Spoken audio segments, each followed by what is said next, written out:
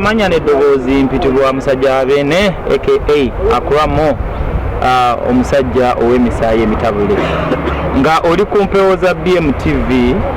Olwaleero nzize ne mulamu omulala ng'ate nina omusajja gwendayo wano mu studio bamuyita Kayeyanjule. Amanya gange bampita Waiswa Malwaya ng'omu famire ey'Abamalwaya eyiganga Uganda. Saisokola nga muwulidde aba wali ewaffe eyiganga. Bw'ogenda sayidi awo oba olina okulosinga bagiyita Kiyira omuggo ogwo, olina okugenda nga weesibye bbiri.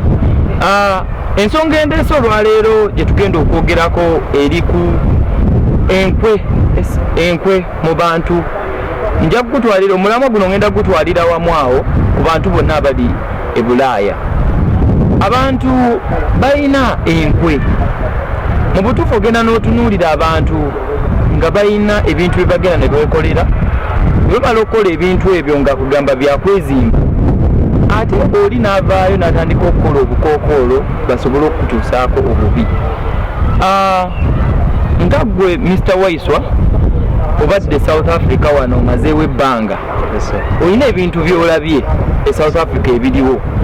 Mbadde nsaba onnyonnyole ali eyo alaba ewala, ali yonna yonna gy'oli, Canada, USA, yonna yonna e Uganda, Kenya, Tanzania, obabuulire enkwe abantu ze bakola okubeera nga batuusa ku bannaabwe obulabe ku byenfuna n'ebintu ebirala ebiri mu society ebituleetera abantu okubeera nga batuwalana.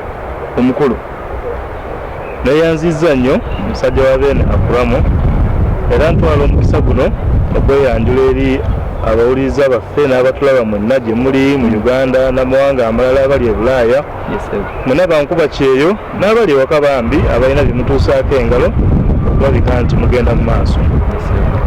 Omulamwa gw'olwaleero kale fenga kale abantu abatambuddeko ne tufuna chance okubeerako mu mawanga amalala okuva ewaffe Uganda, kale tusanga obuzibu obw'enjawulo mu bantu bangi ab'enjawulo, okusingira ddala abantu abasagala kubeera nti basobola okubeera nti batoba okusobola okuwaako ne kye batuukako oba ekiruubirirwa kyonna mu maaso.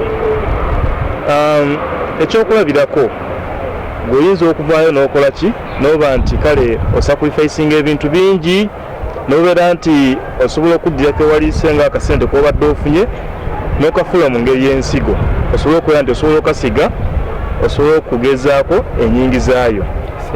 Naye kati ate n'otunuulira abantu abali badde bakolagana naffe okubeera nti batupushinga kugamba tukwatagana nabo okuteekamu amaanyi bintu bye tukola tusobole okugenda mu maaso, ate munange nga bakulimira bulimirizi. Ekintu ekyo si kintu kirungi, era nga mbakubira omulanga yonna gye muli, abali e Uganda ewaka, abali ebunaayira mu nsi zino ze tujjamu okukola, tubeere nga banaye tukwatagana, tuleme okubeera nti tukola ki tweryamu enkwe. Twala ekyokulabirako, abantu bavaayo nga obadde olina kyotandise ne batandika ate okukulimirira, nga bakulimirira ewaka okubeera nti reputation yeffe ewaka, neno mu community zaffe ze tubeeramu eno nga bannayuganda abali wabweru, nti oyo gundi simanyi asaddaaka abantu, oyo gundi mubbi oba okiraba. So nga ate olumu kiva ku mbeera nti abantu abamu tebateeka mu maanyi ebintu bye bakola, ate oli gwe balaba oli ng'ataddemu amaanyi ate ne basobola bakole ki babeere nti bamulimirira. Ekyo si kirungi. Ogenze neyongera ku nsonga y'obubbi.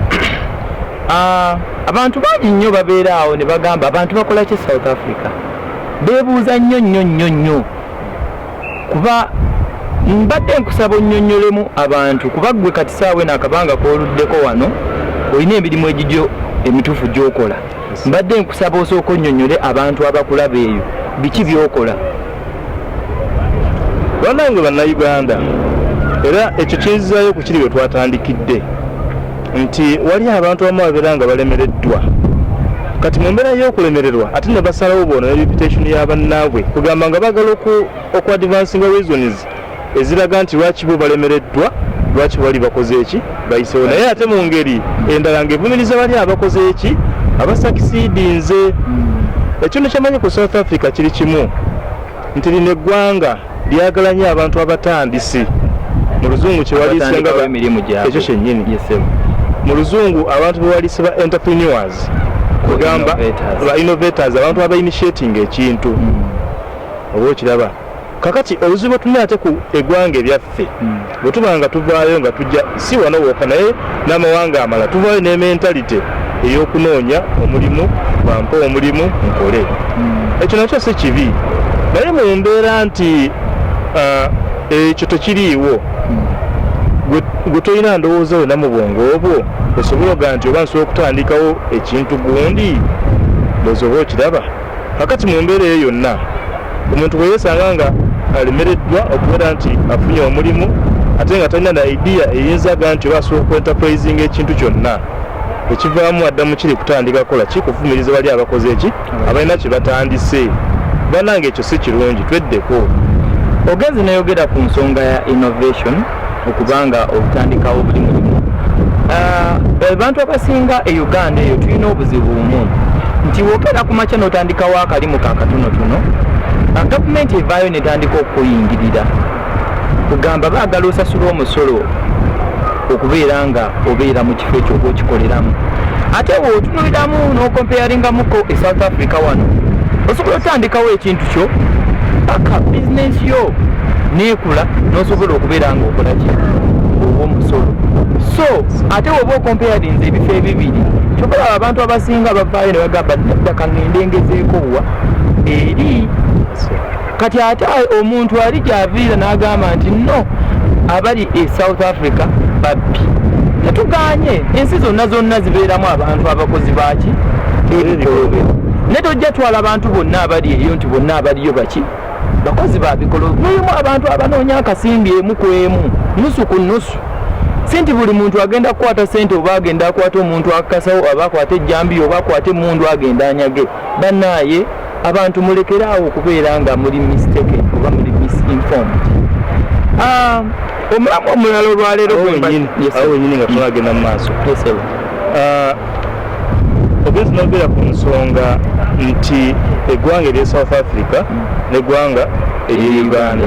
Nti eggwanga erye South Africa omuntu aba atandiiseewo kale akalimu waliyo factors kale nnyingiko ezifavoringa omuntu okubeera nti asobola okukola ki okutandika okumpeeringa ku ggwanga eryewaffe.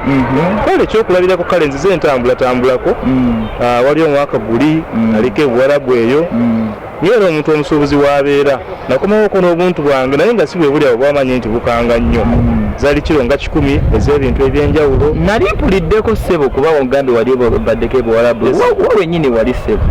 Naliko mu ggwanga erya Dubai nagenza okusuubulako kale obuntuntu era ng'omuvubuka akola ki atandika. Waliwo omwana omu eyaŋŋamba nti Dubai eyo abantu tebakkiriza kugulawo bizinensi kituufu? Kale eggwanga erya Dubai ng'okomperinzi n'amawanga amalala waliyo conditions ate nnyingi eziremesa omuntu asobola okukola ki okutandika. Kwegamba balina terms and conditions eziri very very strong ezitasobola kufavaringa omuntu akola ki atandika okusingira ddala nga bambi enfuna si yamulembe bulungi. Kati ate okomperinga amawanga abiri okomperinga eggwanga erya Dubai n'erya South Africa kati erya South Africa lifavaringa kristo omuntu atandika yadde talina capital mungi naye ate liri omuntu oteeka okuba nga olina sente zikola ki ezizitowa kubeera nti osobola okutandika ki ekintu kati enjawulo ki eriwo. Naye kale nga pasale mabega ku kiri nti kale n'eggwanga eryewaffe si kyangu nnyo okubeera nti omuntu osobola otandika ki. Kale kyangu okutandika naye kale waliwo conditions nnyingi ezikola ki oluusi ne capital abeera taliiwo ezipushi kugamba ezalibadde conditions zikupushinga okugenda mu maaso ate zo nnyingi ezikola ki ezibeera nga zikukulinga okukola ki okuzza emabega. Kati bwebumu ku buzibu ki so nga ne South Africa bambi oba olinayo ka capital ng'osobola okutandika ekonomi ya wano efavaringa mu nsonga nnyingi ez'enjawulo kompera ku ekonomi eyawa eyewaffe. Wenzijira ne ŋŋamba abantu nti abamu babadde mistaken eyo nga